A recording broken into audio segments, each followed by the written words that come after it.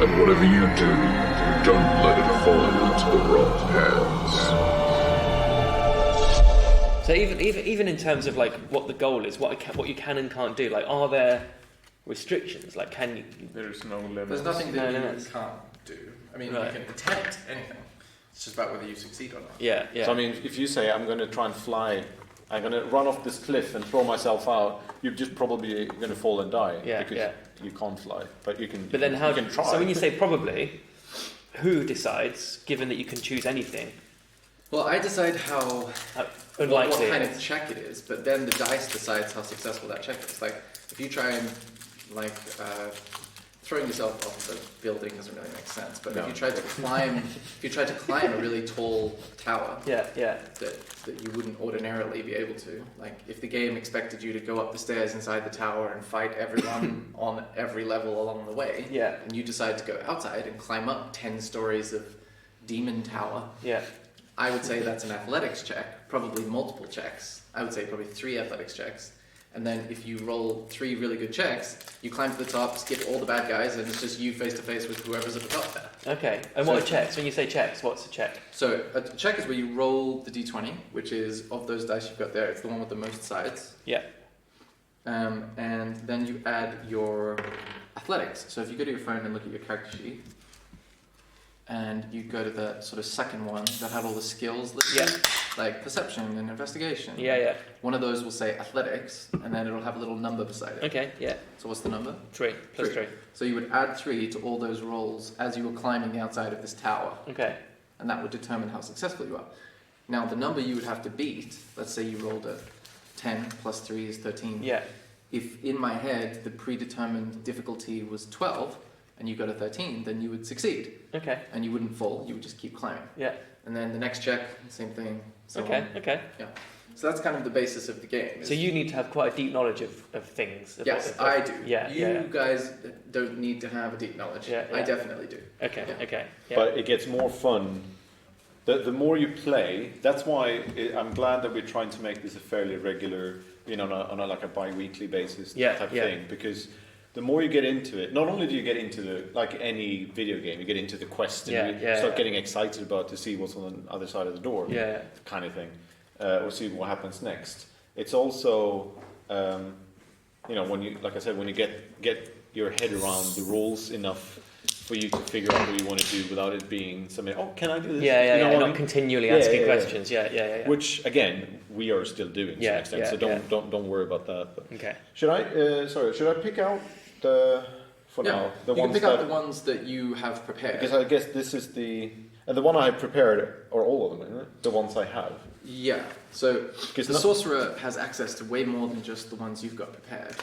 But the way the sorcerer learns things is that they innately just wake up one morning and go, "Oh, I know a new thing." So I could technically change these if I want.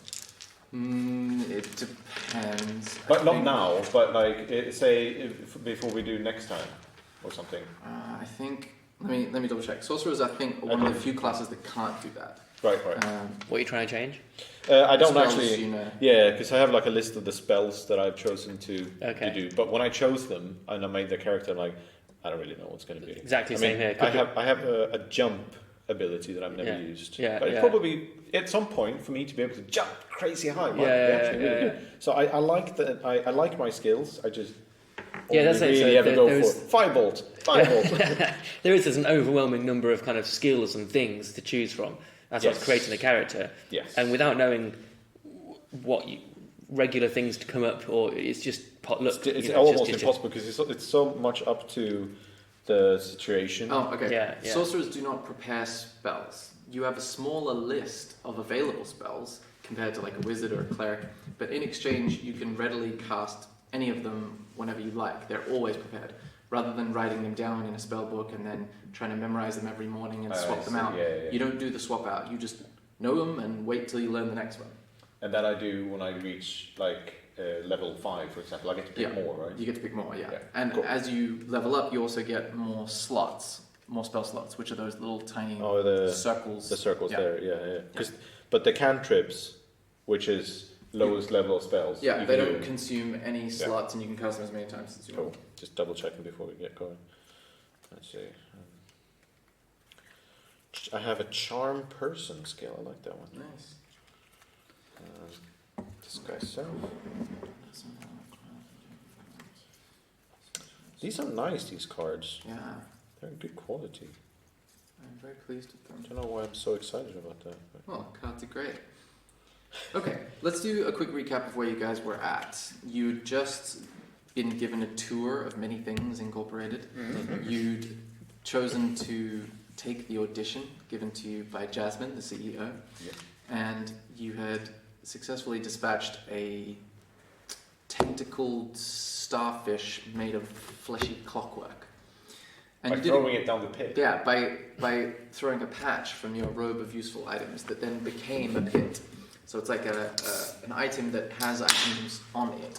Okay. And so, like a Swiss Army knife, when you need a certain thing, you take the patch off and it becomes that thing. Okay. And so they made great use of the pit to try to outmaneuver this weird clockwork organic creature. That's great. Then you were inducted into, well, you're in the process of being inducted into the One-Eyed Jacks, which is the sort of retrieval employees of this corporation that go out and retrieve creatures or objects to be made into cards that then get put into decks of Many Things and get sent out into the multiverse. So you're part of this sort of production line. And you've heard rumors that it pays well, but you don't know yet because you're at the window speaking to one of the Intients who has introduced themselves as, I think, Zane? Is that who I called them? I can't remember the name I gave them, but it was something like that. Yeah. Let's say Zane. Yeah. And in parentheses, Billy Zane. Although they look identical to every other Intient you've come across. What's an Intient? An Intient is a race of beings that they've been introduced to. For as long as they can remember, they have, what's the word? Done business in this way, sort of harvesting items and creatures and distributing them out into the world to sort of maintain balance in the universe is what they call it. They've been doing it for so long, they can't remember how it began or how long they've been doing it for. And they live in this sort of like these series of floating pieces of land in this black swirling void, just these floating bits of land. And there's these big metal buildings on each of the floating pieces. And the party does not know much about them aside from that. Okay. They have slightly pointier features. They look vaguely humanoid, but yeah, they seem like a bit weird. Okay. Yeah. And how much of all this are you making up, and how much of it is dictated by a thing behind there? I don't.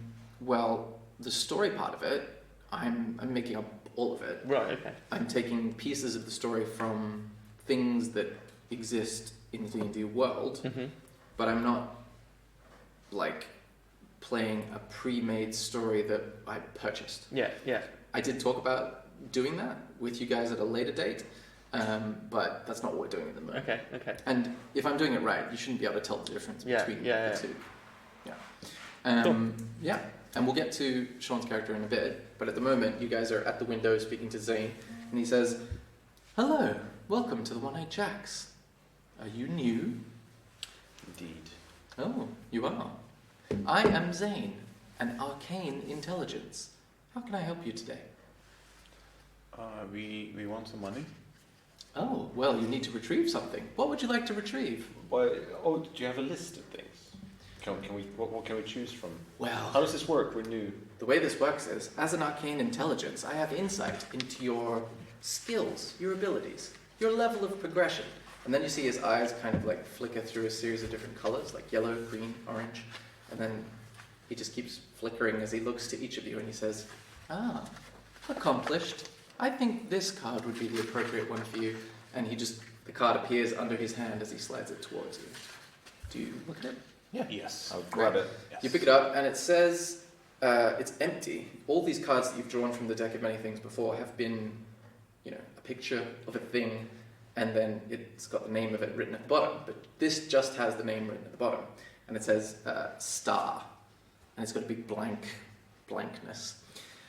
Now, we have a lead on where you might retrieve this piece of star, but you'll need to go into the transportation chamber on the left for your full briefing. I'll give you a partial one. Basically, the fragment of star is contained within a cave system. The cave system is populated by some less than savory characters at the moment. we would like you to retrieve this star and use this card to capture it and bring it back to us. How does that work exactly? Do you just like throw the card at it? That will be explained to you in the briefing room. But you basically activate the card when you feel that the creature or object is in a sufficiently vulnerable state. And then it is captured within the card if you've sufficiently weakened it. We kick it. We kick the star, bro. Kicking is one of your options, yes. Cool. Do you have any other questions? Yeah, how does it work? How much money do we get if we come back with the star in this card? This star, and then you see his eyes flicker through different colours, is worth 5,000 gold pieces. Right, I'm going to try and persuade him. I'll say, how about, let's make it 7. Okay, roll a persuasion check. Natural 20. Holy moly. And he says, let me run my scan again. And he quickly goes, different colours flickering through his eyes, and he looks at both of you. And he says, you're right. This mission will be a challenge for you. 7,000 seems appropriate. Neat. Nice. Good job, man. Do you have any other questions? Can we get like a receipt or anything for this? You see him do what he approximates to be a chuckle. The card is enough. That will get you back in here. Sweet. Thank you, Zane. I'll put my hand up to do a high five. He goes like this. He raises his hand and stiffly sort of moves his whole hand towards you. Excellent. And it feels surprisingly tangible, like for an arcane intelligence, whatever that means. It had like tangibleness to it. Nice. Quick pause while I check the printer. I'm a fan of Zane. Actually, also, I don't want it to be a surprise. I want to listen to this bit of music that you've composed. We have fight music now, because we were joking about this last time. We wanted boss music when we were fighting. Okay. So he's put together then. Before we continue, Sam. Sweet. Yeah. You remember last time you spoke about that wall shape bit?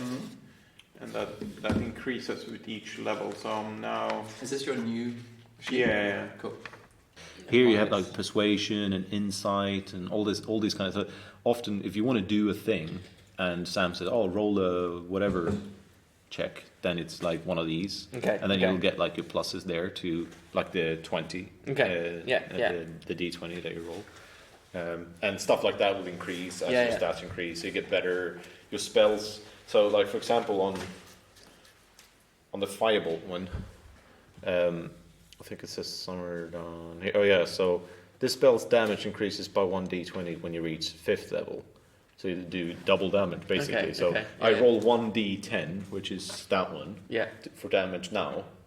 But if I level up again, I can suddenly do double damage with my spell. Okay. So leveling up is quite a big deal. You don't do it often, but it means quite a lot when you do it. Cool. It's quite fun. Nice. Did you find a page on wild shape? It's like 6 levels. All here it says on the half. Let's check out this list of wild shape options. Click that green thing, and then you'll see.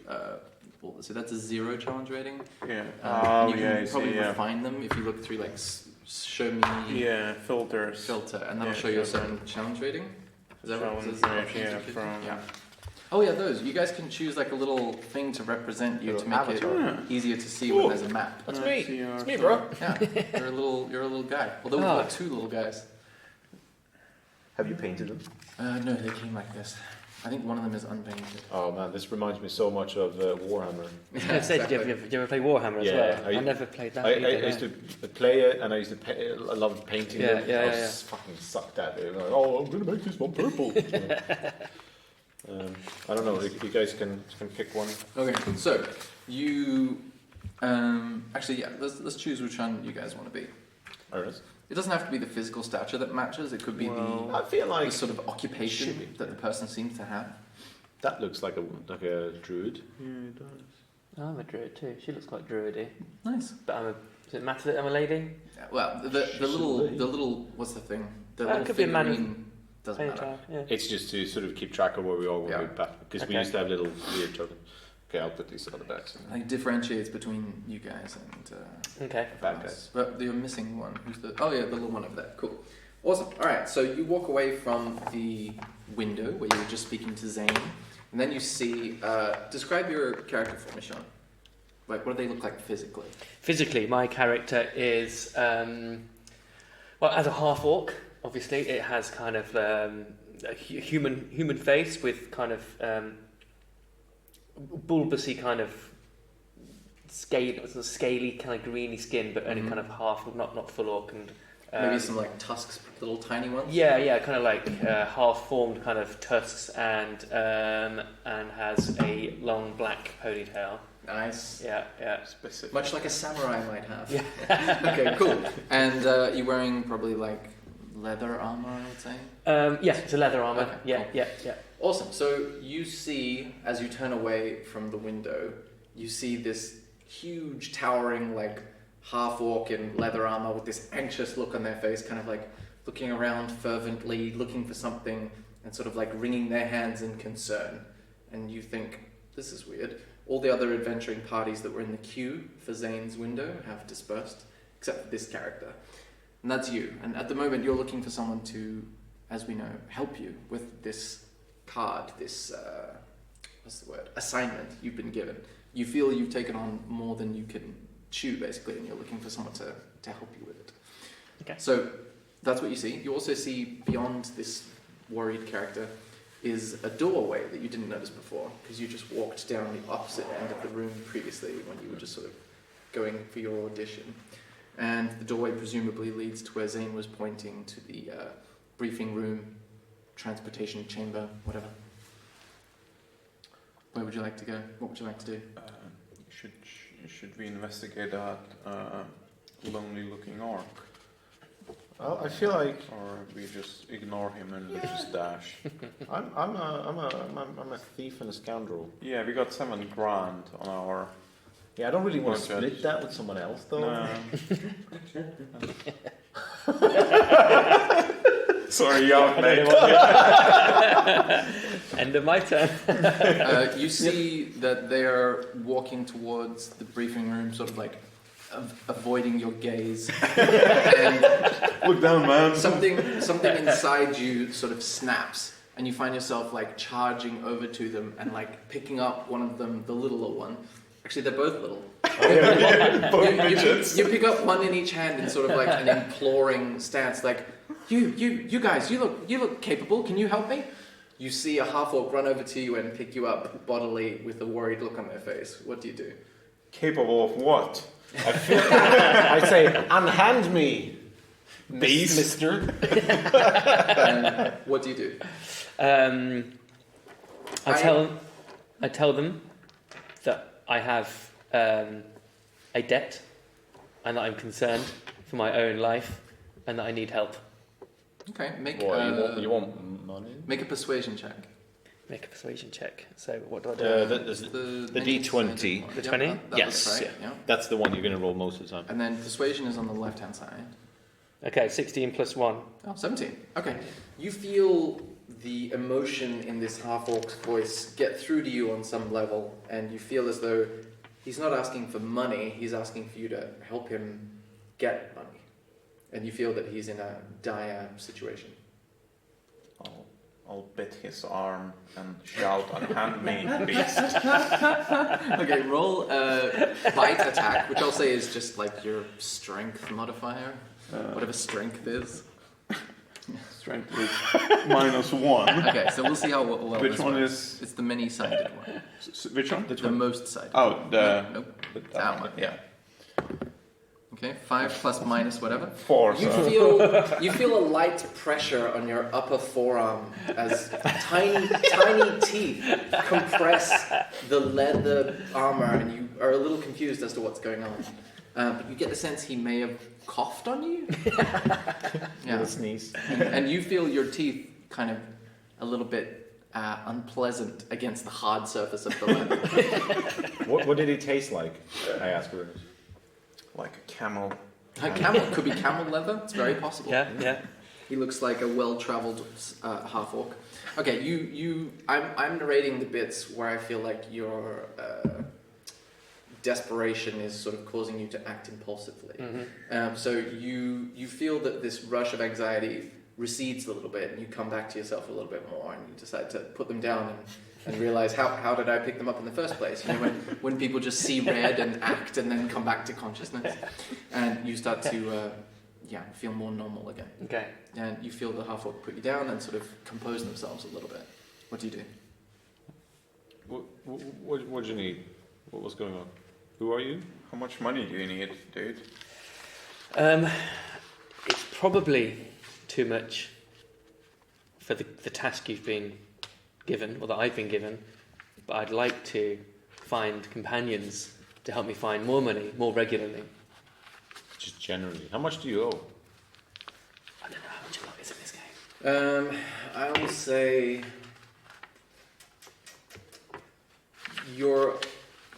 you feel embarrassed by it. So make a persuasion check. Okay. That will be my persuasion is quite high though. I rolled an 8. Persuasion 13. 13. You are too embarrassed to discuss it, so you'll have to find a different way of explaining that. Okay. I can't tell you how much, but I can tell you that my life is in imminent danger. You remember that you have the card that Zane had given you during your allocation, as it were, and you think to yourself that maybe if you show the card, you will make your case clearer. Okay, yeah. I have a card. Ooh. I have a card. What was it for? On the card, it's blank, just like yours, except for the word flames. What flames? Any flames? I can throw a fireball at it. You remember that your briefing with Zane described that the flame. Sorry. No. That's just the flame card is. It requires you to capture a devil and capture them in the card, and it's one of the more challenging cards that you could be given. Make an insight check, both of you guys. 15. 15? Insight is +1, 11. Okay. You both get the sense, and I don't use the phrase very lightly, but you get the sense that it's a very metal card to have. Right, okay, well. How about you come along with us to get our card sorted, and then we come and help you with yours. And if they are in the same place, that would be neat. But we're not sharing the money, no? No, I mean, we get the money for our card, you get the money for your card, and we sort of, Okay. You look like a capable, strapping young feller. Okay. I'm sure you can be useful if we get into a pickle. That would be... Can you turn into a bear? You're druid, right? Yes. Because he can turn into a bear. This is proven to be quite useful because I can't fight. It's proven to be quite useful. Nice. What were you going to say? Do I, with the bear, is that something I would have chosen? No, it's wild shape is one of your innate class abilities, right? And that gives you the ability to transform into any animal up to a certain challenge rating that Aranas has just been looking through. Okay. Could you send that link on the on the WhatsApp chat, and then I can send it to Sean? Okay. Yeah. Cool. Awesome. We have a. Let's proceed to alliance. Let's proceed to the briefing thing, and then we can figure out. I don't really know where to find this devil flame. Do you know where you find your devil flame? You've been told by Zane that you need to get the details in the briefing room. Yeah, similar. Cool. I'm going to get briefed. Then we can figure out the deeds later. Then. Yeah. But then we can. Yeah. 3 heads are better than 2. Indeed. Yeah. Awesome. Okay, so you head towards the briefing room. I presume that you head towards the briefing room. Yes. Okay. Yeah. You go inside and you see a dimly lit room with a huge crystal ball in the center, like the size of a beach ball, if you knew what a beach ball was, which you don't. And you see another Intient sort of standing in the shadows that comes forward and says, "Oh, hello. My name's Jesse. Everybody roll an insight check." 4. 9, right? Oh. 6. Plus insight. 10. 8. 8. Okay. 8 in total. And yours is 10? 10, yeah. Okay. Milksteak and Asker get the sense that this is an Intient that looks like all the other ones, and you don't really get the sense that it's very... They all look the same and sound the same to you in this moment, but what's your character's name again? Smorgasbord and Silius. Smorgasbord. Smorgasborden? Yeah. Okay. Smorgasborden, you get the sense that this Intient, of the few you've encountered, has a more like surfer dude vibe than the rest of them. Okay. Yeah. Something about the inflection in what he said. Chill guy. You don't know, maybe it's his posture. Yeah. He seems kind of a bit crunchier than everyone else. Okay. Cool. And he says, "Welcome to the briefing room. Can I see your cards, please?" Okay. And he takes the cards from you and he looks and he says, "You together on this errand? Do you intend to operate as a group to achieve these?" Yeah. Okay. Yeah, that's the plan. Do you call yourselves anything? For my records, do I... The Bumble Bees. The Bumble Bees, okay. Let I me just put made that an in my executive records. decision. You see him write like with nothing on his arm and nothing that you can see, and you wonder what he's writing on and why he's doing that. Okay, so bumblebees. These two cards, well, one is an object, one is a creature. These are going to be tricky to find in the same place, so give me one moment. And then he walks over to the crystal ball in the center, and he starts going like this. And from the corner of your eye, you notice all these like locations just keep like scrolling past. Like one's a cave, one's a big tree, one's underground, one's in a castle. And you wonder what he's doing because he's not talking, but he's just staring and looking at the cards and flicking through these different crystal ball locations. Time passes. Do we have turns, or do you just go random? You only have just turns in combat. If you're right. fighting something, there's turns, but otherwise you can say whatever you want. Okay.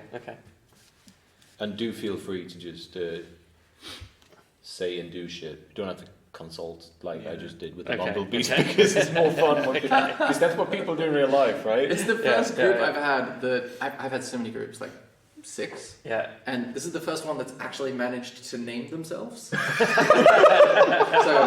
I'm very impressed. Cool. I like it. Yeah, so at the moment you guys are just waiting. You can do whatever you want. Are there any chairs in this room? No. So we can ask you questions about the situation, about the environment. You can ask me questions about the situation and the environment. You can also ask characters in the world questions that you feel are relevant. Okay. I'm going to walk up and stand right next to this Jesse fella and just sort of... Because he's got his back turned, right? Looking at this stuff. Yeah, he's back turned to you, but you can see what he's looking at because the ball is so big. And he's quite tall, I guess, yeah? They're all kind of average height, maybe above average height. So taller than you guys, yeah. Yeah, so could I try to climb him on his shoulders and just look at the locations? You can certainly try. 3. Okay. You manage to walk over to him, and then you manage to like almost grip the robe, but then the robe kind of like slips out of your hands as if it's made of soap, and you're not sure whether it's your clumsiness or his robe is somehow enchanted, but you don't get a good grip. And then he turns to you and says, "Please, I'm concentrating. There are many different permutations of this universe that we need to find." And then he goes like this. I guess we should leave him to it. Just do it. Okay, so I found a possible candidate. Of all the universes in the multiverse, this is the only one where these two object and creature are nearby each other. Okay? They're within a cave system. It's a very unusual set of circumstances that have led them to be together, so you don't have a backup universe if you guys screw this one up. Okay? Okay. Cool. Can we visit multiple multiverses? Well, the way it usually works is that... Oh, multiple multiverses? No, there's just one multiverse. But you can visit multiple universes. If, for example, you go to one and fail, you can come back and we can send you to another one in which that object or creature still exists, or exists in a way that you can now access them. Can I ask if it would be, given the location of both of them and how dangerous that might be, the cave system, would it be more dangerous to do the one location or to find 2 locations and take a little bit longer. The danger isn't changed by their proximity to each other. Right. It will be challenging either way. Okay. Cool. He so says, how does this work then? So what you do is you all put your hands or anything that makes you touch the crystal ball, and then I send you as close as I can to that location. You all need to concentrate on that location while you're holding onto it to make sure you don't end up too far away from it. Cool. And then you'll appear there. And then when we find... Dude. And then when we find our stuff, how do we get it into the card? Well, what you do is, when you feel the creature or object is sufficiently vulnerable, accessible, you hold the card out and activate it, much as you would any magical item, which is just using your will, basically. Right, okay. The activating it is not the tricky part. The tricky part is judging whether or not that creature is weak enough to be captured at that time. I see. Okay.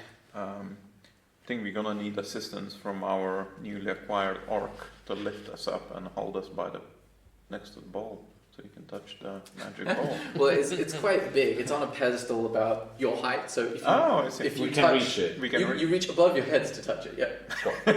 Cool. All right. So you all touch it. You all touch it. Now, everybody roll a Constitution check for me. So instead of using one of your tiny bits of little writing, you're going to use one of the big skills, which... Constitution here, +0. There, +0. +0, yeah. So I rolled 2. 2, okay. I rolled 18, but I have minus. Oh no, that's not saving. It's the one, the big square on the left. Yeah, oh, right. +0. But 18. Okay, cool. 20. 20. Okay, cool. Oof. All right, so you feel blackness encompass your vision, and you feel yourself pulled by the stomach in a way towards the sort of endless void, and then that moment stretches on for a little while, and then you all appear, but in different locations. So, where's my dice? You have a pouch too. I have a pouch. Okay. So, you rolled the 18, right? You appear in a sort of grassy field, and to your left you see a big dark forest, and to your right you see a cave entrance with this sort of sticky tar substance sort of leading out from that entrance. Above the forest on your left is like a plume of smoke rising into the sky that seems like it was from quite a big fire. You rolled 20. Mm-hmm. You arrive 10 feet to the right of him, even closer to that cave entrance, and you see the same thing that I just described. Yeah. Milksteak, when he comes back... I'm just going to leave the phone there. When he comes back, he will find himself in a location. What is it? I'm going to leave my phone there. So that it gets reception. When I know I've made a cock up, I now know what to do. Just clap. Excellent. What podcast are you making? I'm doing a kind of non-league football one. Oh, nice. Yeah. I'll turn them off so I can hear the phone. Yeah, that's a great idea, actually. Cool. All right, I'm just going to grab this map. So, did we know where we were going? I just realized. Am I going to the forest or to the cave? A cave. It's a cave system. That's what you said, right? Yeah. Because I'm like next to a cave or a forest. Like, wait, which one? You, Milksteak, appear in a river. And you see on your left is a really dark forest and a plume of smoke sort of rising above it. And to your right, you see distantly what looks like Asker and Smorgasborden. And you are in the middle of a river being pulled downriver towards presumably the south. What would you like to do? I would like to transform into a fish. Okay, with the wild shape. With the wild shape. Okay, yeah. And start dashing against the stream. Okay, it's only about 30 feet wide. That's fine. I want to make an impression. So you're trying to go towards which direction?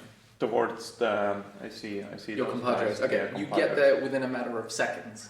You're now against. Do you untransform, I assume? No, I jump on off the water and then just like flap about helplessly on land. Okay, you're currently flapping about helplessly on land. Do you untransform? Yes. Okay, you untransform. after the entrance. Okay, nice. You see about 50 feet to your left, a tiny fish goes and just lands out of the water onto the bank. And then it becomes a halfling that looks like Milksteak, and you think, oh, that's where he is. That's I'm not surprised. Nice. That's my boy. You dust yourself off, mark off one of your wild shapes, and you find I was going to yourself... say, can you do that a limited number of times? Yes. Wild shape, I think, is twice per short rest, according to that sheet. Yes. So he just wasted Yes. one for show. But I mean, it is both amusing and potentially practical. Like, if that river was about to have piranhas or go over a waterfall, who knows? Yeah. Who knows? Right. Cool. Well, So you're in the middle of a field. Where do I see him? Yeah, he's about 10 feet to the right of you. Oh, right. Okay, cool. So I'll just roll hello. I'll just You'll just wave. to Arunas. Oh, Okay. sorry, to Milksteak. You see Milksteak, you see Asker waving about 50 feet to the east of you. To the right, let's say. And I'll wave at him back. Nice. You guys wave for a few minutes. And then okay, so then I turn to this cave thing, and so how close is this tar thing coming out? How far is it coming out? It comes out a good 100 feet. So you're kind of then standing gather- basically on it, but Is it flowing out? it's not actively flowing tar. It looks like tar once flowed across this ground. Okay. Well, maybe not flowed, but tar once coated this piece of grass from the entrance to the cave to roughly where you are and towards the river. But Right. it's long since the source of it is gone, but the damage to the grass is still there. I see. Okay. So druid is I shed a tear. You shed a tear So druid. because of the damage to the environment. Oh, yeah. I- I console you, because I'm also doing it. Come on, the druids, there should be more Yeah, tears yeah, from the yeah, druids. yeah. There's not been enough. No! Greta!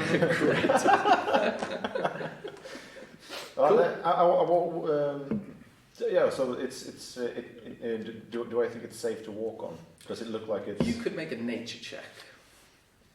Being the sorcerer, you feel quite in touch with nature. It's a 7. 7. Okay, with the 7, you would say smells like tar, feels like tar, Looks like tar. must be tar. All right, you lot. Is it safe to walk? It's a safe walk on this. You guys are druids. You should know nature stuff. I mean, wouldn't be really safe to walk on a tar unless. But if it leads, It's like tar residue. Oh, okay. Yeah. Yeah, it's all good, bro. You go first. you don't know that. Can you make a nature Make a check? nature check, it'll be funny. You make one as well, just for fun. I'm going to make a nature check. Too. Oh, but what's your nature? 3.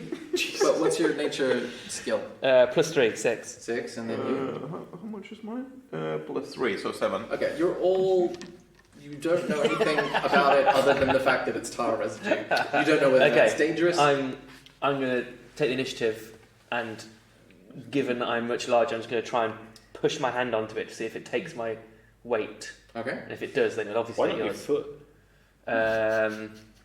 Because he's an orc, he thinks with his hands.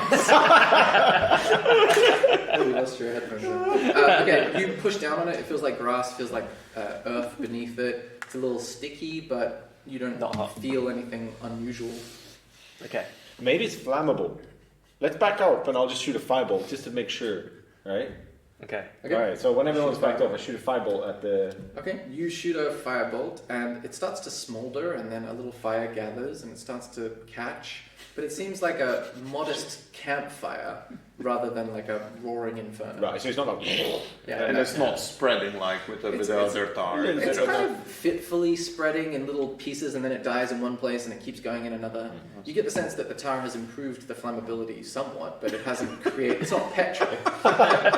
Okay, cool. And is the tar the only way in? Can you walk alongside the tar and get in around the tar? Do you have to go on the tar? It encompasses... what's the word? It coats the entire width of the entrance to the cave. Okay. Thanks, man. What? Well, it's coming out all the way. I mean, I didn't burn the entrance. You can It's probably not just stomp tidy. out the flames with some concerted effort. Yeah. No. Okay.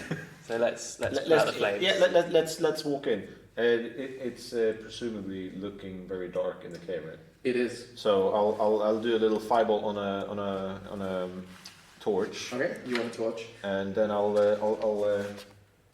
Leroy myself in there. Okay, you head in. You see an old wooden door lying in pieces around about 10 feet into the cave tunnel entrance. It's just like someone presumably has burst through it or out of it. You're not sure, but the remains of an old door are on the ground. Right. And there's presumably a frame somewhere around them as well. Like around the. Yeah, there's like a door jam in a way. Right. Yeah. Can you do some sense magic? You can you? Is that like an innate skill you have? Sense. Yeah, detect sense magic, or whatever. Yeah. I'll cast detect magic. Okay. Just to see if there's something. 1 out of 4 my slots is out, and we'll continue towards the door slowly, checking for traps. What was your question, Sean? How do you find what stuff you've got? Should be Stuff being spells, physical yeah. stuff or spells? Like or spells and things. There's a spell Just page. Another page. That one. Yeah, that's the spell Yeah. page. Okay. But the stuff you actually have prepared should be. Actually, you can choose now, I suppose. The druids have all the spells prepared. No, they don't have all the spells prepared. They know all of them. Oh. But they have to choose each day when they wake up which one, for example, which 4, 5, 6 of them they're going to be able to use that day. It's like memorizing. Okay. It's the thing that Yuka doesn't have to worry about. Okay. If you look on your phone, you'll see probably which ones are prepared, and then you can fill in these circles to remind you of which ones they are. So keep scrolling to the right. Keep going. There, stop. Okay. So then if you highlight Control Frame, Thundercat, Beastbound, if you just highlight those seem to be the ones you've chosen, Okay. and they'll be prepared, but tomorrow when you wake up, you can choose different ones. Okay. So I haven't prepared my spells because I was thinking the druids have access you wanna to pen or everything. something? Thanks. Let's just hold it. So I remember Flame Blade was nice, lovely. Was Had a nice lovely. creamy finish. Beast bombed. A moonbeam. I'm a big fan of So you're cream. checking them off, yeah? Yeah. How many spells? 4 or 6? 4. I've got. I don't know. It was 6, was it? I've got 5. You can prepare as many spells as you have slots. Oh, okay, yeah, makes sense. Yeah, cool. If not, I'm going to decree that that's doable for the time being. Oh, That pen works when you hold it at the right angle, so we'll see. Okay, cool. So you realize as you post-burst through the door that you have forgotten to prepare some of your spells. So the 2 druids stand there sort of muttering incantations and gesturing their hands. And you're in a dark, illuminated out to about 15 feet of bright light, and then another 10 feet beyond that of dim light. We're like the worst bunch of adventurers ever. 2 druids that grew up in a city, looking at the tower. Your detect magic indicates nothing strong, but like a faint indication from the tar below you. Not that the tar itself is magical, but that it probably comes from a magical origin, like a magical plane or a magical pond or a beast or a person or whatever it was. A monster. Do we It's know like of some sort of monster of sorts that leaks tar of some sort? Make a history check. Skibash. God damn it! Why am I rolling Should I do a nature check history? after That's that a as well? 10. Sure, 10. Shall I do the same? Shall I check? Go for it. I think so. Yeah, we Like, all. It's good practice for you. Ooh, 14 plus 3, 17 nature. Is there any beast can diarrhea tar? Okay, and what was Sean's? 9. 9 plus your nature? Or you could use history or nature, it's up to you. Plus 3 nature. Okay, so 12 presumably? Yeah. Okay, so 12, 17, 10. Okay, from history, you would think that tar has association with the 9 hells. From your reading, that's one of the places in which tar is prevalent. You don't know which specific creature, but you imagine that the creature possibly came from the 9 hells. You, with 17, would know that from your innate understanding of nature and your learnings at the foot or roots of the grandfather tree, that it would take a more senior devil, or more like quite a powerful one, to create this kind of residue. Should we go back? Yeah, you scared a cat? But with your 17, you also would notice that this tar residue is quite old. It's probably many months old. Right. So we're definitely going to have to fight a devil, right? Because that's A, what you're looking for, and B, all this tar and all that shit. Yeah. So, okay. Does anyone know how to fight a devil? Do we know, like, what weaknesses? The Bumble Bees turn to themselves and ask, does anyone know how to fight a devil? I'm gonna roll. Should I roll again? Just what do I know about devil? Like, for example, will my firebolt be totally useless? Is that something I would know? An Arcana check for me, please. God damn it! 7 plus 4, 11. Okay, with an 11, you would suspect, you don't know for sure, but you would suspect that creatures that dwell within a fiery realm might be resistant to fire, but you're not sure if that's all of them or how much that resistance will help them. But it's something you think, it tickles the back of your memory. Maybe that's a relevant piece of information. Cool. Right, well, it might be good, because if we walk around and suddenly, the devil appears, and then boss music, then I just feel like we should probably try to have a plan. Yeah. Plans have worked all right. When we fought like baddies in the past, because we ran in and we started fighting, and they oh shit, and we just ran away, rested, and came back with a plan. Using illusions and schemes. Kind of helped out a bit. At least to start out with, and after a while, it's literally just the rolls. And then it'll take a good while to know, like, what is a good thing to ask and what is a silly thing to ask and what is a meaningful thing to ask and stuff like that. Yeah, of course. Then I think like stuff like understanding the rules of your class. Like, I mean, again, this is now the 4th session with milk steak, as it were. Yeah. And my 5th session with this character. Right. Okay. And I still don't understand how. Like, we were still discussing how the spell stuff works. Yeah, so I don't. So the things I chose. So I've got like here, weapon attacks and cantrip. I don't know what a cantrip is. It means you can do it as many times as you like, anytime you want. Oh, okay. So it's kind of like a level 0 spell. So produce flame. Yeah. Oh, you chose that as well, didn't you? No, I have firebolt, which is, I guess, slightly different. I've got unarmed strike. That just means punching someone. Okay. Standard actions, that's all just normal stuff, I guess, like wild shape. The wild shape is good, because if you guys can transform into stuff that somehow can effectively injure the devil guy, the demon feller. That would be good. Aruna's got his cape, which is good. A robe of useful items. Which is basically an item he got last session. So we found some loot sort of at the end of our last session. Yeah. I found a book, which I guess I didn't spend time reading, but let's pretend I did. Do we? Yeah, we can handle that later. Yeah. So it basically gave me 1 extra core stat. Okay. Which is quite a big deal, because that affects. Like deception is based on my charisma, and I have 17 in charisma now because I've added 1 when I leveled up and 1 when I read the book, kind of thing. And then Aruna's found a robe or cape with symbols on it, and then these different symbols do different things. He basically grabs the symbol and throw it, and then this thing happens. So he's got he can produce a ship or a boat out of nowhere.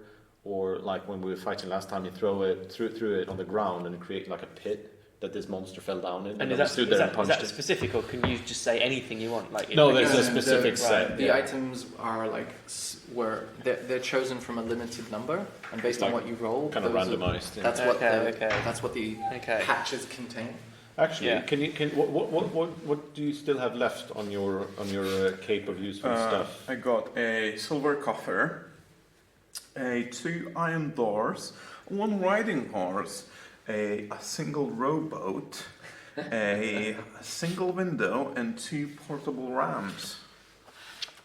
Oh yeah, we agreed that these are not the animals. I heard that. I was listening to Is that what We went through like some of the rams? we went through the semantics of it. It was very enjoyable. I'm a little bit because 2 rams would have been cool, though, wouldn't it? Yeah. Like, I mean, if you had a ram like a male sheep, they could arguably do some ramming for you. Yeah, exactly. But arguably not as effective ramming as an actual ram. No, you're right. But they're It's a also portable cuter. ram. Yeah, you know the ones that like police use to break into the crack den? Those ones. Yeah. Awesome. All right, so it's on its way. I'll go grab it when it arrives. Thank you. Cool. So Don't forget the Monzo. Yeah, I did. Did you guys get the Monzo? Yeah, thing? I'll read the transfer. It's weird. I think you're the only Sean in my phone, so it's weird to just see the word Sean and be like, I didn't add any other words. Sean from Sean who? so and so. Sean what? Yeah. Let me just do this Sean now. Smorgasbord. Smorgasborden. Yeah. Okay, so you're in a well-lit, because of your torch, corridor. You see that the tar residue on the ground of this cave tunnel is kind of still very much there, and it leads off to the left as the tunnel curves. Well, yeah, let's just proceed. Yeah. Troop run Let's through. Did we want to find out more about devils? Like, do we know? Oh yeah, can you, If devils only dwell kind of like in the depths, or do they surface? You can make a history check, please. Sorry, what was your statement? Yeah, no, that's a good plan. Let's try to figure out what we know about. No, a one. A 1. Okay, roll your d20 again, and we'll see Roll what the same happens. again. Because when you roll a 1, that's like proper It's like a critical fail. critical basically. fail. Oh, right. So then something dumb happens. Just roll it again, and we'll see what happens. 18. 18. Okay. Okay. For a moment, you feel a little bit embarrassed that this is your card. You've asked them to help you with the devil, and you think maybe we should think about the devils.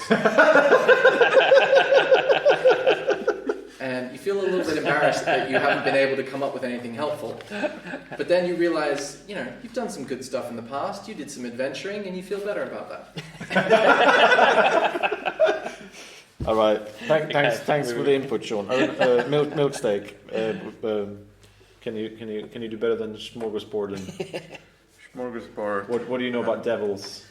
I know everything about them. 14 plus 3.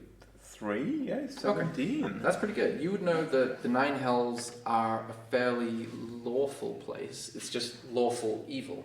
So they're sort of, evil in the sort of The D&D way. in the D&D sense. So that just means that it's just like a classification. But lawful in the sense that there's a strict hierarchy amongst all the different devils in the Nine Hells, and each level has a certain superiority over the one next to it or whatever. And devils can leave the Nine Hells, as you were describing the depths, and they can walk on the material plane if their superior tells them to, if they suddenly went rogue, if they are going to retrieve something for one of their bosses. It's kind of they can, but it depends if they have a reason to. Right. Okay. Does that answer your question about whether they're in the depths or not? Yeah. He's probably been here for a while then. If that tar, which it might be, he showed up, right? Or she, I don't really know. And She-devil. And probably fucked up people here, right? Because the smashed door, the tar coming out, and the tar's Maybe been there for a someone couple of was months. trying to slay the she-devil. Yeah, maybe. Yeah, but if it doesn't belong here, it probably showed up and fucked people and fucked things up. So that's okay. Or maybe the devil surfaced to find the flame.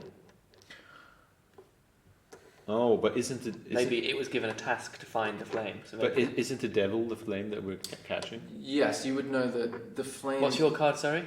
A star. Star. Maybe the devil came up to try and find the what star. you're trying to See. Yeah, you know what? That might not be. Yeah, so he's probably guarding it, so we get both at the same time, because they'll kind of wrap it up neatly. Maybe. I feel like we are theory crafting too much compared to our previous adventures. I think you're misremembering, because we do this a lot. I just feel like we should go I just don't want to run straight on. I feel like getting our You got portable ramps, man. We've got portable ramps. All right, so Milksteak And an leads the orc. way. You got a half-orc with you now. And so I'm bit of walking protection. behind Milksteak. Okay, you see the passage curve to the left, and you see it continue ahead of you, and there's a little side passage to the left, but the tar goes straight ahead. How far does this side bit on the left? Like, is it? It goes about 10 feet, and then it curves again that you can't see where it curves to, but the side passage goes for about 10 feet, then goes to the right out of sight. Should we just follow the tar, or should we I do have that with a side explore? bad FOMO of like missing out on like nice cloaks. Yeah. I feel like Nice clothes! and other useful items. Okay, should we? Yeah, I think see we what's kind of down on the sidetrack. left? Yeah. Let's see if it's getting like way too deep, Yeah, then we can yeah, turn yeah, it always back. turn back. But if it's a nice loot just around the corner, Yeah. Or a clue Yeah. that we Or can a star. Or a star, that we yeah. can discuss. Okay, Yeah, so you're going which direction? down on the left, Okay. the non-tar way. You turn to the left, and you walk for about 20 more feet, you take a corner, and then the passage opens up to a slightly larger space. There's another passage leading at the end to the right, and directly in front of you, you see like a weakened, semi-broken piece of wall, like cave wall, that you can sort of see through to the next little chamber, but you can't actually seem to get through it because of all the rubble. sounds like it's gonna be a little bit of a maze. Can my detect magic still see anything? You're Like not getting, sense? other than the sort of residual reading from the tar, you're not Yeah. getting anything else. Um, Because it's 30 feet, right? Yes, Yeah. yeah, it is. Cool. Detect magic. so there was the. There's rubble. Is the rubble? been through Can we the move the rubble. rubble? Yeah, I'm just thinking, will it have like a proper cave in and shit? Yeah. This is like proper. You can make a nature check about the rubble. We'll do a rubble check. A rubble check. You're rubble, mate. 8 and 3, 11. Okay, it's fairly straightforward. You look up above the rubble, and you notice that the cave ceiling is fairly intact. It's mostly just the wall itself that has been rubbleized. So you feel that a cave-in is not likely given that situation. Obviously, you're in an unfamiliar cave. Nothing is ever impossible, but it's more like damage was done to the wall than the ceiling. Right. Should we try and get through that? Because it feels like something might be on the Yeah, side. Might be yeah, some shit. That's too tempting. Yeah, I feel like I want to know what's there. Okay, let's move the rubble. Yeah, Let's try to we move start the working rubble. on moving the rubble. Yeah. Okay, make a perception check. All of us? Perception. Natural 20. Wow. 4. 18. And what's this one? Sorry, nature. Yeah. Oh no, this is perception. Perception. 20. I had 5. 5. Okay. Asker and Smorgasborden rush to the rubble, and you're stuck behind trying to like see through their legs. And you two notice straight away through the gaps in the rubble, in the chamber on the other side of the rubble, there's like a little mining cart, like a mining thing that used to go on those little tracks, and it's filled with like rock. And just beside that mining cart is this like emaciated sort of like creature that looks like it was once like a dwarf. It's about dwarf height, but like 10 times thinner and more sort of skeletal. And it's just sort of standing there, sort of swaying, not doing anything. And it smells bad, even through the rubble. Oh. Let's kill it. You also notice with the natural 20, on the wall of this subsequent chamber, on your left, just in front of or just beside the mining cart, is like what appears to be the edge of a gold nugget, sort of sticking out of the wall, as if it was being in the process of being mined. And it sounds kind of like this. Some ghoul. I think we try and save it. We're kind. We're good people. Are we? No. No. I mean, we go with nature. You are kind of meant to be, though. I'm not. I'm a criminal and a spy. Make a performance check. That's a 15 plus. What's a performance? It's just one of the skills. 18. 18. You get the sense that, despite Asker being modest and saying, "Oh, I'm not a nice guy," you get the sense that he seems like a really nice guy.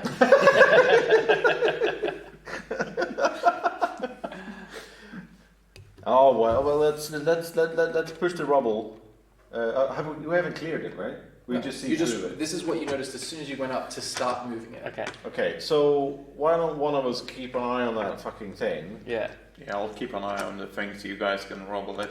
Yeah. That's Yes, and then we push him in front when they're fighting. Yeah, exactly. So Yeah. who's doing what? He's keeping an eye out, and we move the rubble. Okay, you can both make athletics checks, please. There's an 18 plus 0. So 18. Mm-hmm. Athletics 11. Okay. You manage to clear most of the way. It's almost passable by creatures of your size. You chuck the rocks out of the way. It's not too difficult. You notice that the creature on the other side starts to like turn and like walk, shuffle towards the rubble that you're clearing.